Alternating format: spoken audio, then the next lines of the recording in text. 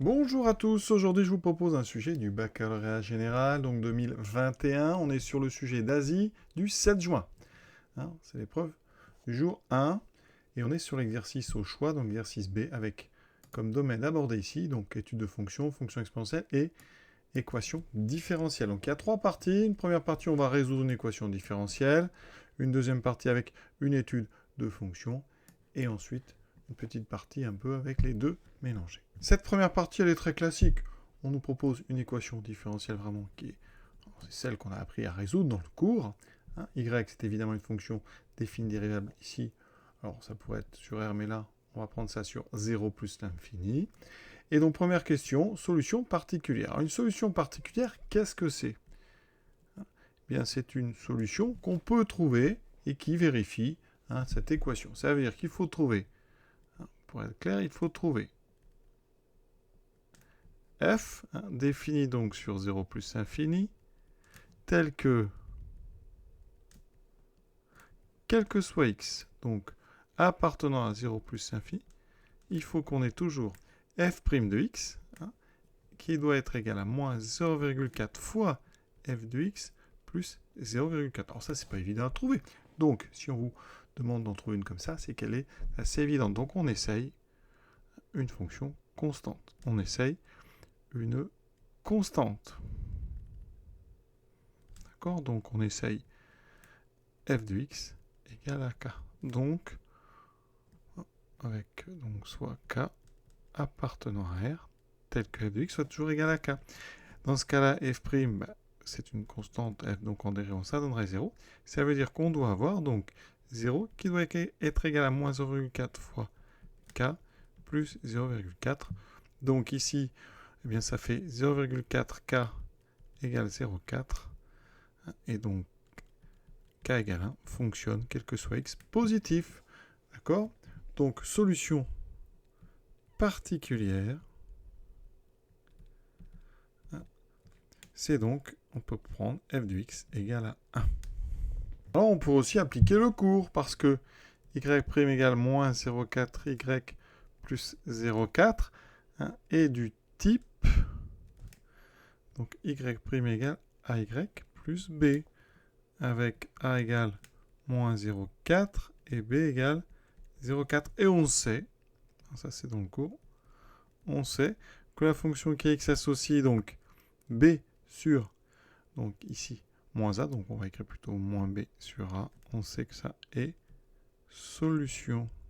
Donc ici, ça sera donc moins b sur a, c'est donc moins 0,4 sur moins 0,4, et on trouve effectivement un. Donc vous pouvez appliquer le cours si vous l'avez appris, sinon vous le retrouvez, voyez, en remplaçant f de x par une constante et f' par 0.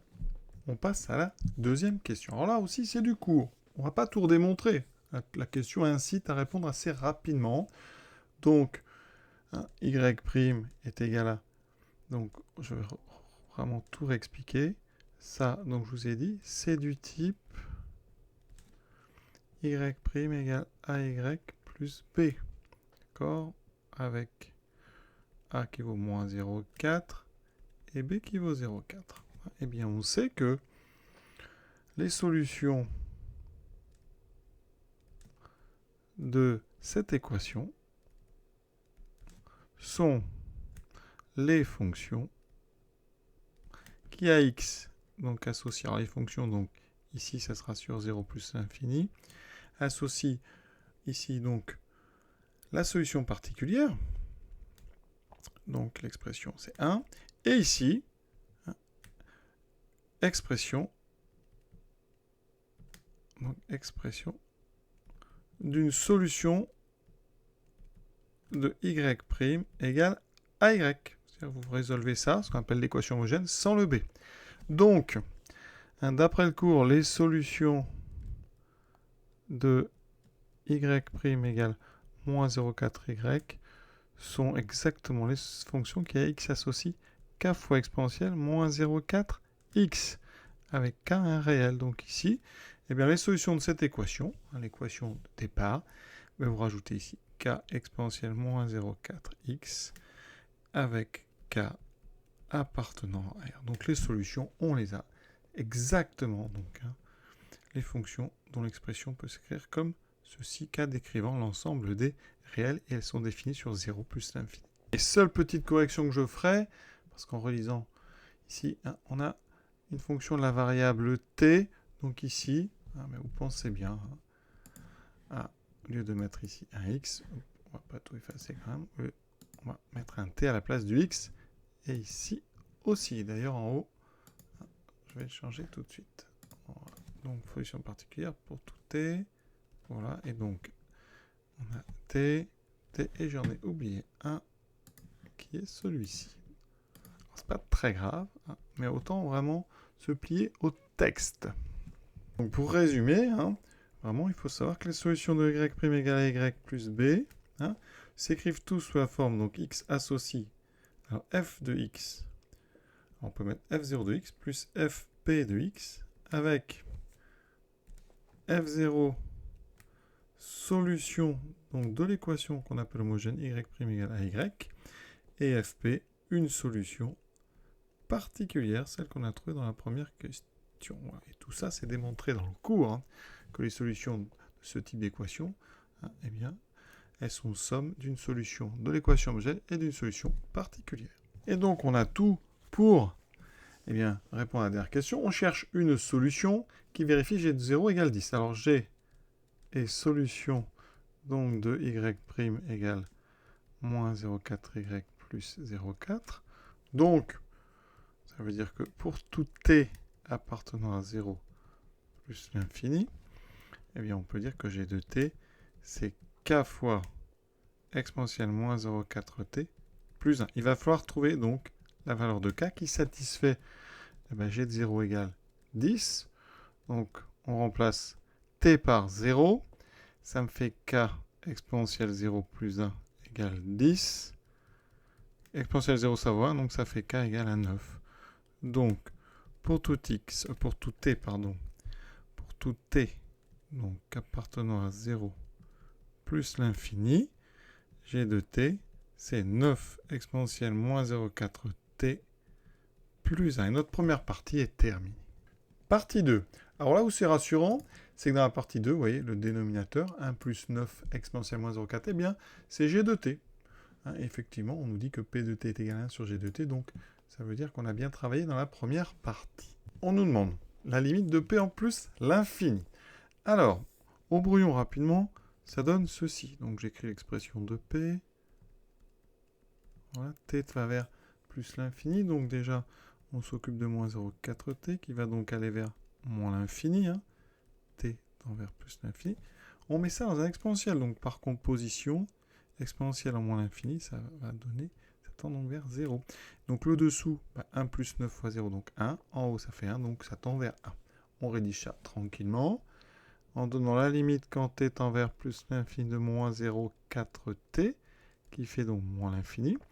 On rappelle la limite, donc quand grand T tend vers moins l'infini d'exponentielle grand T, ça c'est 0. Donc par composition,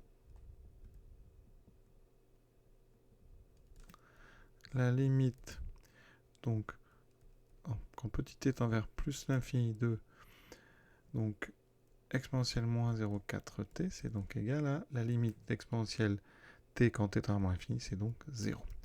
D'où, par somme, la limite de 1 plus 9 exponentielle moins 0,4t qui donne donc 1. Et par inversion, parce qu'en haut on a 1, ou par quotient, la limite donc de p de t, ça sera l'inverse de 1. C'est donc 1. Question suivante, calcul de l'expression la dérivée de p. Donc ici, tout d'abord, on voit bien, on n'a pas précisé, c'était donné dans le texte, mais vous voyez bien que le dénominateur est toujours non nul, parce que 9 exponentielle 2 et moins 0,4t, c'est toujours strictement positif. Comme on rajoute 1, c'est toujours plus grand que 1. Alors, p de t, c'est donc 1 sur g de t, avec g qui est dérivable. Donc, 1 sur g de t va être dérivable. De toute façon, on nous le dit, donc vous n'avez pas besoin de le montrer. Alors, p', ça va être quoi? Ça va être donc 1 sur g, donc dérivée de 1 sur e, je vais quand même vous la donner. 1 sur u, c'est dérivable quand u est dérivable et u est strictement positif, et u est différent de 0. C'est donc moins u' sur u carré. Donc ici, eh bien, ça sera moins g' de t sur g carré de t. Alors, j'ai besoin de g'. G de t, 1 plus 9 exponentielle moins 0,4t. Donc g', alors le 1 va faire 0. On aura 9 fois dérive d'exponentielle moins 0,4t. C'est évidemment moins 0,4 exponentielle moins 0,4t. On est sur de l'exponentielle u. Et je rappelle que ça fait u' e de u. Donc ici, moins. Alors il y avait déjà un moins, il faudra faire attention. 9 fois 0,4, 3,6 exponentielle moins 0,4t sur le carré de g. Donc 1 plus 9 exponentielle moins 0,4t. Les deux moins se neutralisent et c'est exactement ce qu'on nous propose. Donc on met ici CQ, LFD. Évidemment tout ça c'est pour tout t, donc supérieur ou égal à 0, donc sur 0 plus l'infini. Troisième question, petit a. Alors, montrer que l'équation P de t égale 1,5 admet une unique solution alpha sur 0 plus l'infini. Alors là, il y a deux façons de faire. Si on se laisse un peu guider par le texte, on a envie d'utiliser le corollaire du théorème des valeurs intermédiaires ou ce qu'on appelle le théorème de la bijection. Donc, je vais vous le montrer. Dans ce cas, il faut les variations de P. Et je trouve qu'ici, de façon évidente, comme exponentielle de moins 0,4t est strictement positif pour tout t.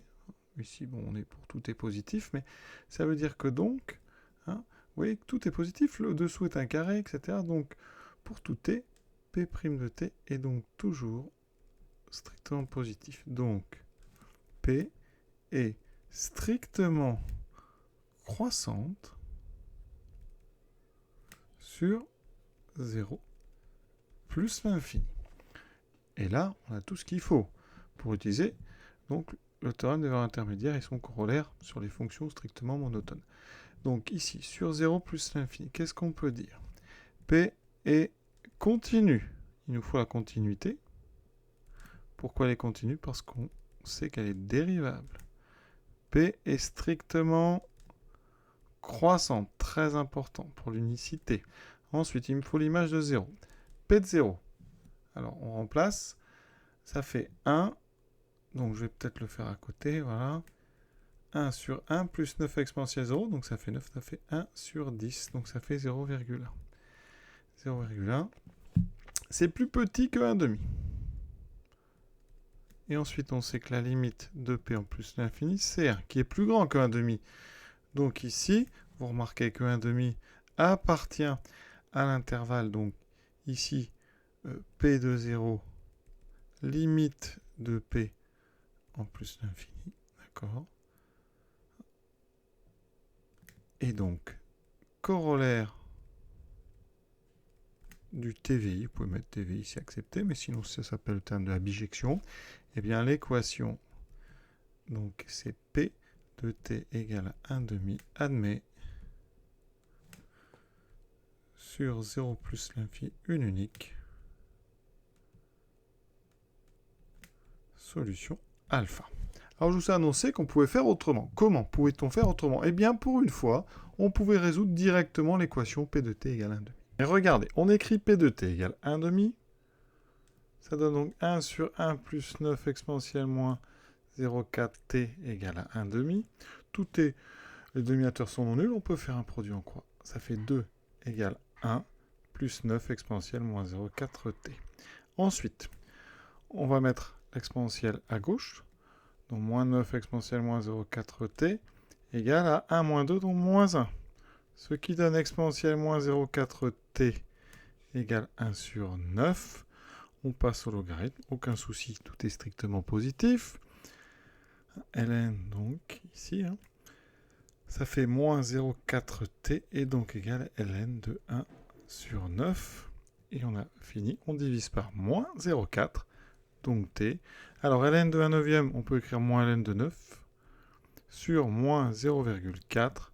On trouve même ici la valeur exacte de t, qui est donc 1 sur 0,4 fois ln de 9. Alors 1 sur 0,4, ça fait combien? Ça fait 2,5. Donc on trouve 2,5 ln de 9. Donc vous voyez qu'on pouvait résoudre cette équation Alors, c'était pas vraiment l'idée du texte parce qu'on voulait montrer qu'il y avait une unique solution. Donc, je pense qu'il fallait mieux passer par le théorème donc des valeurs intermédiaires, mais rien ne vous empêchait de résoudre ça et de dire, voilà, ce nombre-là, il est strictement positif, donc solution unique, t égale à 2,5 ln de 9 qui est bien strictement positif, qui est supérieur ou égal à 0, même, si on veut être moins précis, c'est donc bien dans l'intervalle 0 plus infini, fermé en 0. Maintenant, on vous demande une valeur approchée de alpha 10 moins 1 près, donc on va utiliser la calculatrice, ici une Casio, vous allez dans le menu, donc fonction, vous rentrez l'expression de P de t, vous rentrez ici 1,5, et vous allez tracer. Et là, vous avez la courbe rouge qui est celle de 1,5, en bleu la courbe de P, et vous allez dans le mode calcul, sur une Texas, et vous allez faire intersection. On vous demande d'indiquer la première fonction, donc je vais indiquer, alors vous voyez là, on voit que c'est la fonction bleue, ensuite là, on voit bien que c'est en rouge, donc la rouge. Valeur initiale, on se met un petit peu avant l'intersection, voilà, et vous validez. Et va apparaître ici la valeur 5,49, donc on va répondre à peu près 5,5. Voilà, et pour ceux qui avaient fait avec la valeur, donc 2,5 fois logarithme de 9, vous voyez bien qu'on trouve 5,5. Donc alpha est à peu près égal à 5,5. Donc ça, c'est avec une Texas. Donc à peu près 5,5. Maintenant, je vais vous montrer avec une Casio. Avec une Casio, vous allez dans le menu graphe. Vous effacez ce qu'il y a déjà, s'il y a déjà. Vous rentrez l'expression 1 donc sur 1 plus 9, donc exponentielle de moins 0,4x. Voilà. Vous tracez. Draw. Voilà la courbe. Alors là, vous n'avez pas forcément besoin de mettre le 1,5.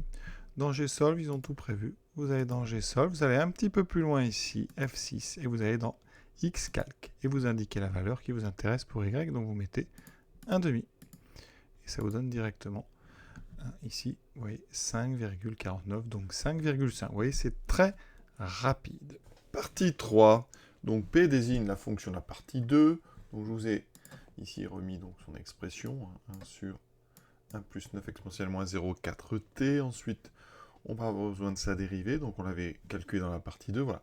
Il faut vérifier que P est solution de l'équation différentielle y' égale 0,4y fois 1 moins y, avec une condition y0 égale 1 dixième, où y désigne une fonction définie dérivable sur 0 plus infini. Alors déjà, première chose qu'on peut dire, c'est que P est effectivement défini et dérivable.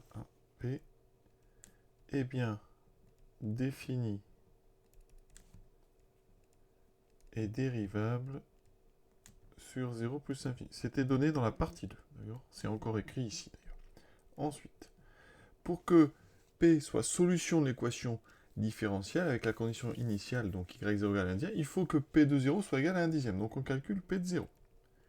P de 0, c'est 1 sur 1 plus 9 exponentielle moins 0,4 fois 0, donc exponentielle 0, qui fait 1 sur 1 dixième. De toute façon, on l'avait déjà calculé pour le tableau, je crois. Et ça fait donc effectivement, alors 0,1, mais là on va rester sur 1 dixième. Donc, on est bon sur la condition initiale et sur défini et dérivable. Troisième chose maintenant, il faut qu'elle vérifie l'équation différentielle, cette fonction. Donc, il va falloir calculer. Donc, calculons. Alors, le membre de gauche, c'est P' de t, donc on l'a déjà. C'est le membre de droite qui m'intéresse. Donc, calculons 0,4 fois donc P de t fois 1 moins P de t. D'accord? Et ça, quel que soit t, donc supérieur ou égal à 0.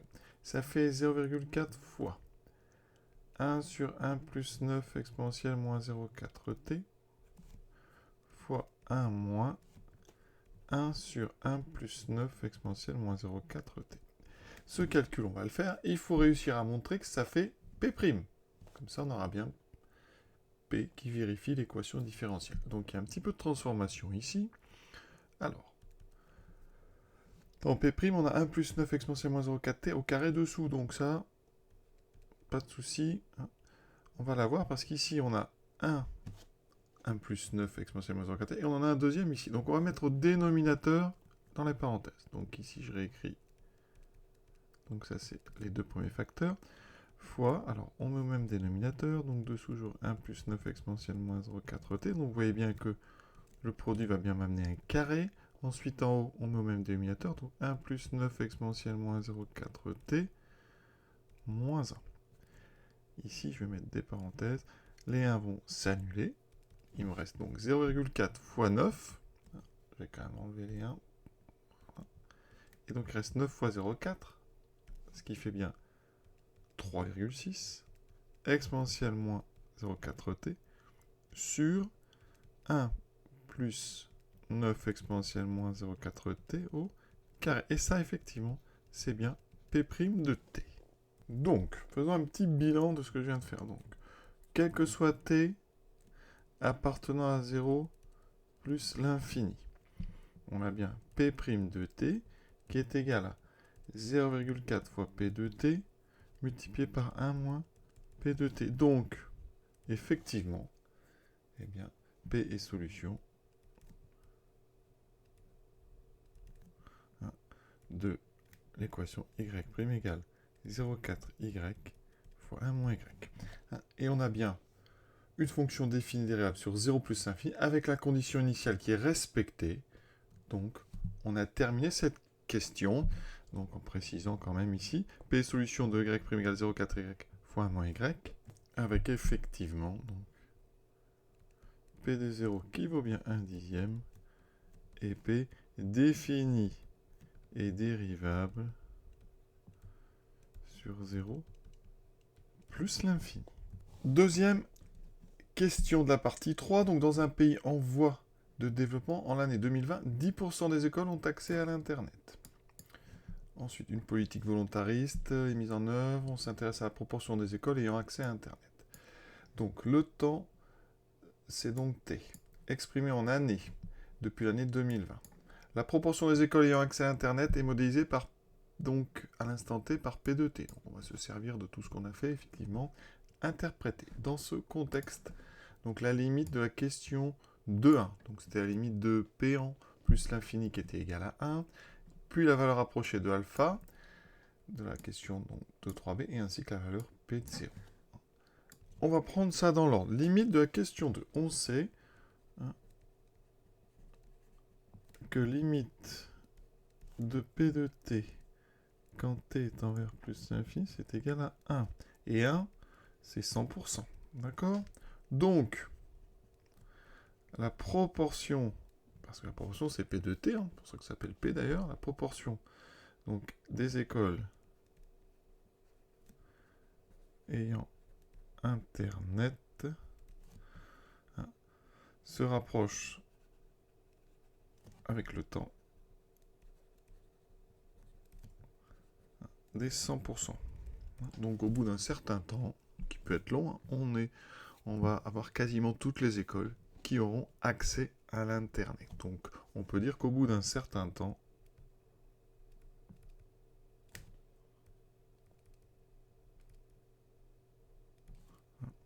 eh bien, quasiment